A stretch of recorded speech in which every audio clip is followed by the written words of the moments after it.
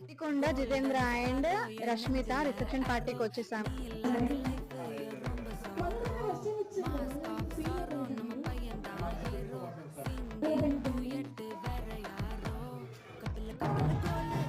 ఇక్కడ చూడండి వీరి ఫ్యామిలీ ఎంత ఎంజాయ్ చేస్తూ ఈవెంట్ అంతా సక్సెస్గా చేస్తున్నారో.